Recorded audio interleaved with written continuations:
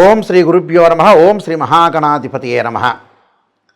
గురువు ధనాన్ని ఇచ్చేవాడు, సంతానాన్ని ఇచ్చేవాడు, అధిక లాభాలను ఇచ్చేవాడు, సంతాన కారకుడు, సంతానం సంపద్ప్రదం అంటారు.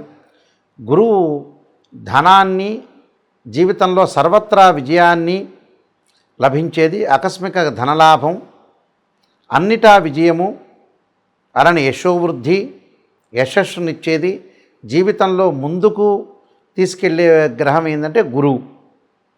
అంటే ఈ గురుగ్రహం యొక్క అనుకూలత ఉంటే అన్నీ కూడా మనం విజయం సాధించే అవకాశం ఖచ్చితంగా ఉంటుంది. సుఖాన్ని, భోగాన్ని, సౌఖ్యాన్ని ఇచ్చేవాడు కూడా ఇక్కడ గురువే. అయితే ఈ గురువు అక్టోబర్ 18 నుంచి అతిచారంలోకి వెళ్ళింది. అతిచారం అంటే ఏంటంటే, ఏదైతే మిథున రాశిలో గురువు ఉన్నారో ఆ గురువు ఏదైతే ఎన్ని రోజులు ఉండాలో అన్ని రోజులు ఉండకుండా ముందు రాశిలోకి ప్రవేశించదాన్ని అతిచారం అంటాం మనం. అతిచారం ఎప్పటి వరకు ఉంటుంది? డిసెంబర్ 5వ తారీఖు వరకు ఉంటాడు. ఈ డిసెంబర్ 5వ తారీఖు మధ్యలోనే ఈ అతిచారంలోనే వక్రగతి కూడా ఏర్పడింది. ఇక్కడ ఆ వక్రగతి ఎప్పుడు ఏర్పడింది? నవంబర్ 12వ తారీఖు నుంచి వక్రగతిలోకి వచ్చాడు. వచ్చి ఎప్పటి వరకు ఉంటాడు? మార్చి 11వ తారీఖు వరకు కూడా వక్రగతిలో ఉంటాడు.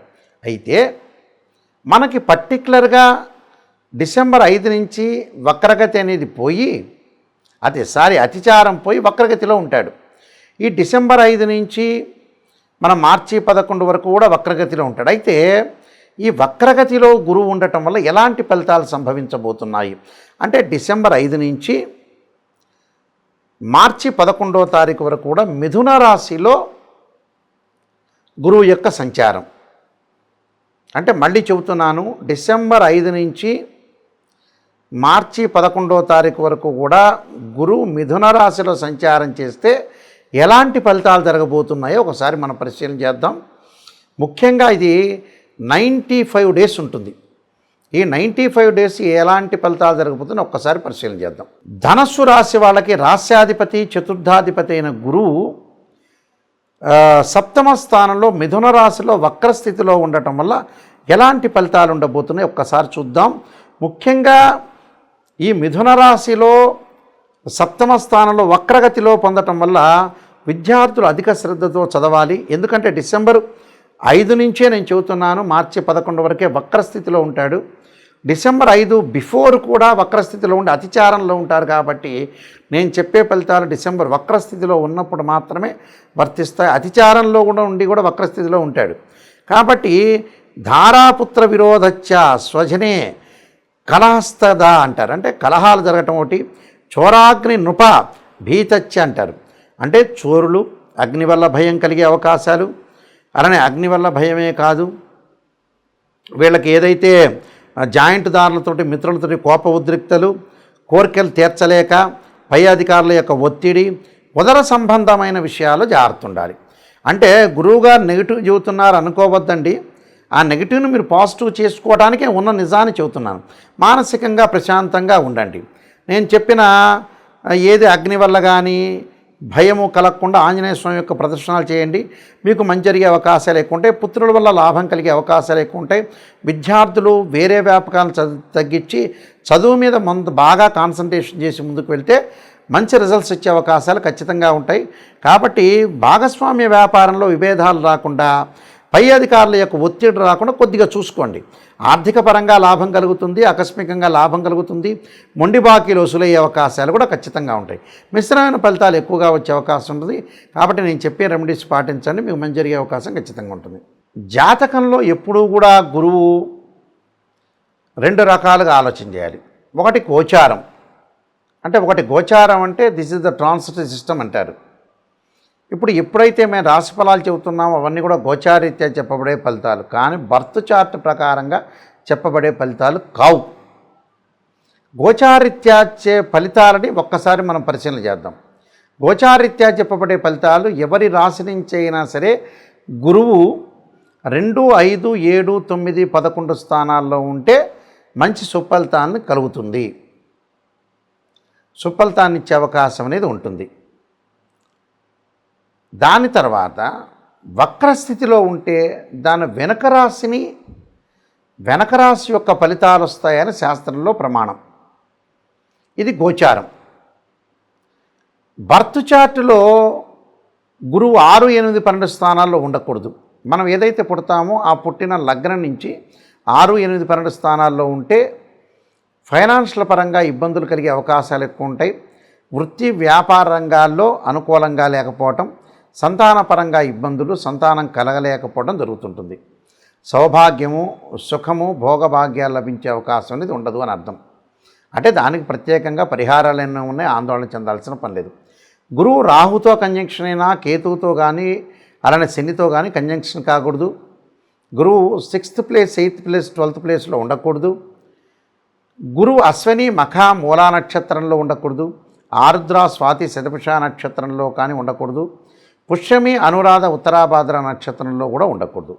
గురుచండాల యోగ దోషాలు ఏర్పడకూడదు జాతకంలో. గురువు రాహువులతో కలిస్తే గురుచండాల యోగ దోషం. గురువు శనితో కలవకూడదు. అంటే గురు రాహువులు కానీ, గురుకేతువులు కానీ, గురుశనులు కానీ కంజంక్షన్ కాకూడదు.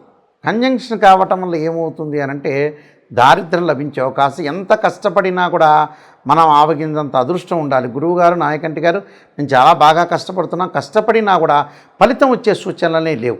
కాబట్టి జాగ్రత్తగా ధనం మూలం మిదం జగత్ అన్నారు. ధనంతోనే ముడిపడింది. ఒకవేళ జాతకంలో గోచారీత్యా వాళ్ళకి దోషం అనేది కలిగినా దానికి కొన్ని పరిహారాలు చేసుకోవాలి. దత్తాత్రేయ స్వామి యొక్క స్తోత్రపారణం, దత్తకవచము, దేవానాంచ ఋషీరాంచ గురుకాంచన సన్నిభం, బుద్ధిమతం త్రిలోకేశం తమ నమామి బృహస్పతి అనే మంత్రాన్ని, శనగలు దానం చేయటం, అలానే ఉడకబెట్టిన శనగలు గురువారం రోజున ప్రాతకాలంలో ఆవుకు పెట్టడం, శనగలతోటి వంటకం తయారు చేసి ప్రధాన అర్చకులకు ఇచ్చి, శనగ గుగ్గిళ్ళని ఉంటాయి అవి ప్రధాన అర్చకులకు ఇస్తే వారంతా కూడా అందరికీ కూడా పంచుతారు. అలానే నవగ్రహాల యొక్క ప్రదర్శన చేయటం, నవగ్రహాల ప్రదర్శనతో పాటు శని ఏదైతే గురువుకు సంబంధించిన జపం చేయటం చేసుకోవాలి. అంటే దేవగురువైన బృహస్పతి జపం చేయాలి. దేవానాంచ ఋషీనాంచ గురుకాంచన సన్నిభం బుద్ధిమతం త్రిలోకేశం తం నమామి బృహస్పతి అనే మంత్రాన్ని చదువుకోవటం. ముఖ్యంగా బ్రాహ్మణోత్తముల చేత దేవగురువైన బృహస్పతి జపం అనేది 16,000 సార్లు చేపించడం, దశాంక్షేత్రపణం, గురువు హోమం, బృహస్పతి హోమం, రావి సమిధులతోటి శనగలు దానం చేయటం చేయాలి. అలానే ప్రతి గురువారం కూడా దత్తాత్రేయ స్వామి స్తోత్రపారణం, దత్త కవచాన్ని చదువుకోవటం చాలా మంచిది. అంటే ఇవన్నీ కూడా రెమెడీస్ చేయాలి.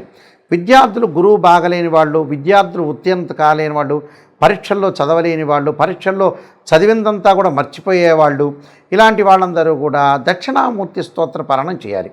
ఎవరైతే దక్షిణామూర్తి స్తోత్ర పారణం చేస్తారో వాళ్ళకు అనుకూలంగా ఉంటుంది. పిల్లలు ఒకవేళ చేయలేని వాళ్ళు, పెద్దవాళ్ళు ఆ స్తోత్ర పారణం అబ్బాయి పేరు అనుకొని, అమ్మాయి పేరు అనుకొని దక్షిణామూర్తి స్తోత్ర పారణం చేయడం చాలా మంచిది. అంటే గురువుకి అధిదేవత ప్రత్యదేవత ఉంటారు.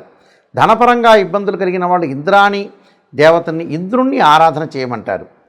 అలానే తారా మహాదేవిని కూడా ఆరాధన చేయమంటారు.